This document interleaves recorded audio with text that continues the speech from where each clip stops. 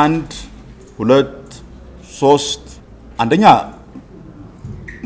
አንድ ላነሳው ነገር መልስ ልስጥ ወደፊትስ ምን መሻሻሉን በምን አረጋግጣለሁ መቼም አንድ ዴታ ፖይንት ሁለት ዴታ ፖይንት does not make a trend ታውቃለህ ስታቲስቲክስ የሚባል አንድ ትምህርት አለ እሱን ወስደህ ታውቅ እንደሆነ ይሄንን ነገር ለማሻሻል መስራት ያለብን ስራ ምን ያህል ስር የሰደደ መሆኑን የተማርንበት እንደ ነገር ስትሰራ ሁሉ ጊዜ ወዲያ ውጤት ማግኘት አለ ማግኘት ብቻ አይደለም ምን ተምረሃል ለሚቀጥለው በደንብ አሻሽለህ የምትሄደው በምን መንገድ ነው የሚለውን ነው ምናየው ለኛ በጣም ትልቅ ትምህርት ነው የሆነን ለኛ ስለ ትምህርት ሚኒስቴር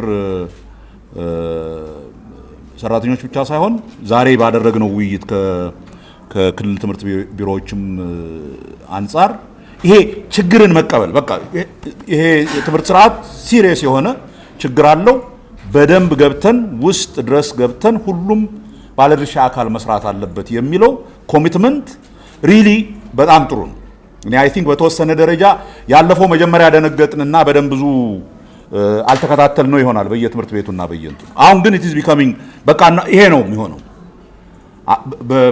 የትምህርት እንትኑን በደንብ ማሻሻል ካልቻል እንደዚህ ነው የሚቀጥለው ሶ ሁሉም በየትምህርት ቤቱ በየትምህርት ቢሮ እና ይሄነኚህ ደግሞ የጀመርናቸው ሪፎርሞች የመምህራንን ኳሊቲ እንትን ለማድረግ አሁን በዚህ አመት ኮንሰንትሬት አድርገን እንሰራለን ያልነው በዛ ላይ ነው የትምህርት ኢንፍራስትራክቸርን ለማሻሻል የተጀመረው እንቅስቃሴ በየክልሉ ያያየን ያለ ነው በጣም ጥሩ እንቅስቃሴ ነው እነኚህ ነገሮች እየጨመሩ ሲሄዱ እየተሻሻሉ ሲሄዱ ዘን በዚህ ዙሪያ የምናገኘውን እንትን እየተሻለ ይሄዳል የሚል እምነት ነው ያለኝ ሶ ምንድነው የተሰማህ ብትለኝ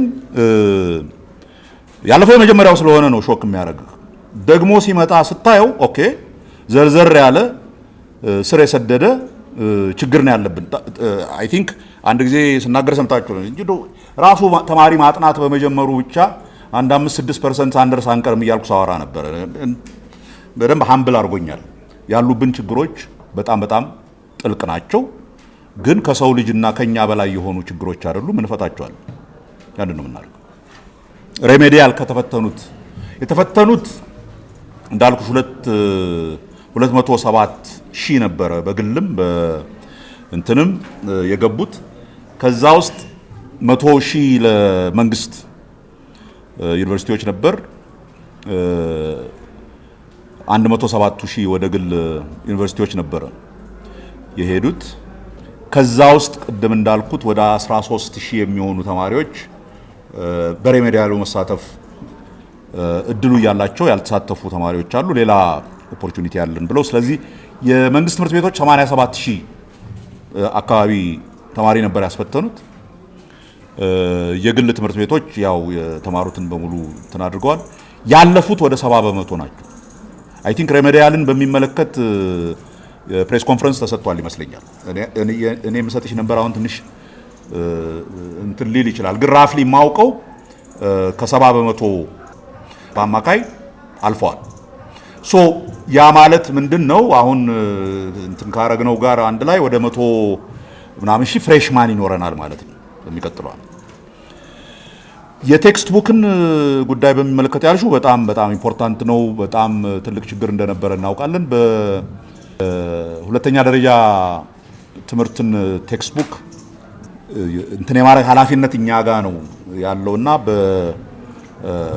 በአጭር ጊዜ ውስጥ እንትኑ በጀመረ በአጭር ጊዜ ውስጥ እናደርሳለን ብለናል ውጭ ሀገር ታትሞ 67 ኮንቴነር የሚሆኑት ኦሬዲ ጅቡቲ ገብተዋል ሶ በሚቀጥሉት ጥቂት ቀናት በአጠቃላይ በአገር ውስጥ ማስተላለፍ እንጀምራለን በየጊዜው እየጨመርን ነው የምንሄደው በነገራችን ላይ 300 ኮንቴነር በላይ መጽሐፎች ነው የሚመጡት ወደ 40 ሚሊዮን የሚሆኑ መጽሐፎች ነው የምናሳትመው እነኚህ መጽሐፎች ጅቡቲ ወደብ ላይ ክሊር ለማድረግ የሚወስዱ አንድ ቀን ሁለት ቀን ከሚወስድ ባሻገር አይቆዩም ብለን ነው የምናስበው በዚህ 2-3 ቀን ወደዚህ ትራንስፖርት መደረግ ይጀምራሉ ግን እሱን በሚመለከት ለብቻ ልክ ሲገቡና እንትን ሲሉ እኛ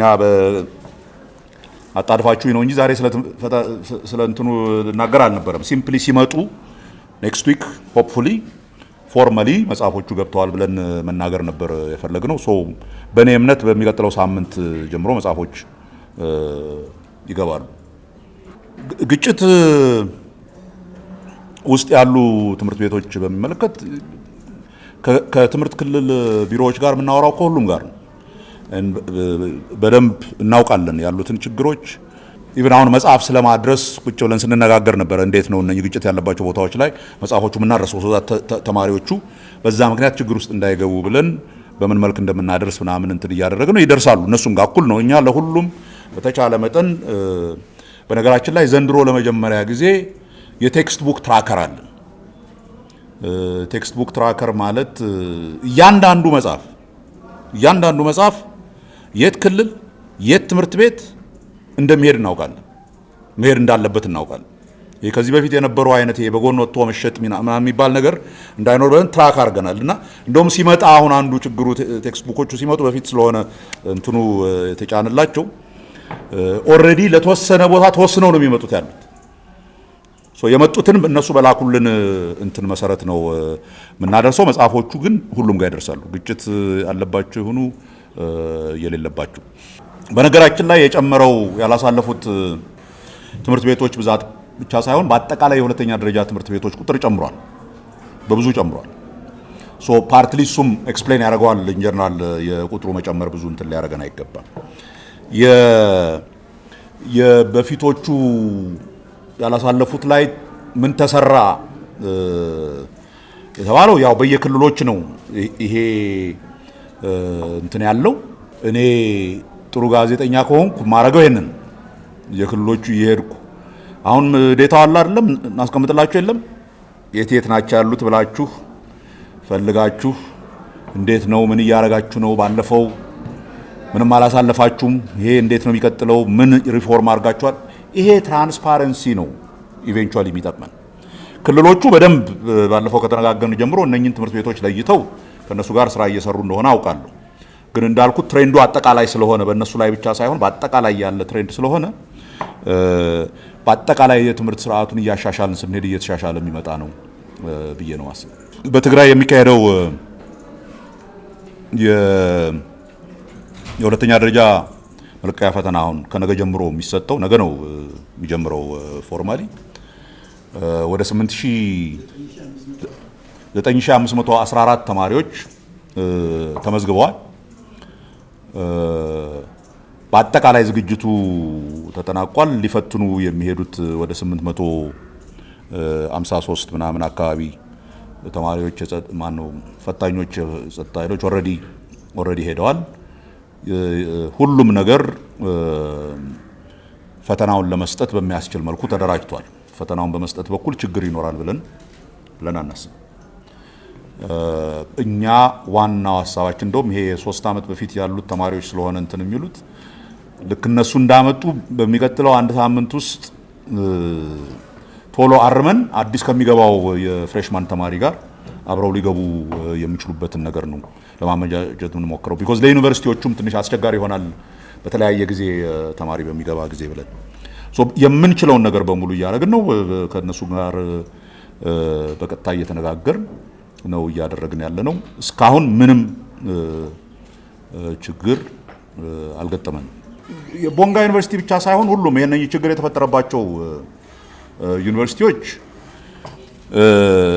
አንዱ የሚያደርጉት የደረሰባቸው ጉዳት ምን እንደሆነ ሪፖርት ያደርጋሉ። የት ቦታ ላይ ነው የደረሰው፣ ምን አይነት ተማሪዎች ከየት የመጡ ናቸው የሚለውን ነገር አይደንቲፋይ ይደረጋል። ኮስቱ ከታወቀና አይደንቲፋይ ከተደረጉ በኋላ ከመጡበት ክልል ትምህርት ቢሮ ጋር ውይይት ይደረግና የክልሉ ትምህርት ቢሮ ኃላፊነቱን ይወስዳል። ኃላፊነቱን መውሰድ ካልቻል እነኛን ተማሪዎች እኛ የፈተና ውጤታቸውን ማንሰጥ የፈተና ውጤታቸውን ለመስጠት ከክልል ትምህርት ቢሮዎች ጋር ተወያይተን እነሱ ለደረሰው አደጋ ኃላፊነት እንወስዳለን። ከዛ በኋላ እኛ እነሱን እንጠይቅ፣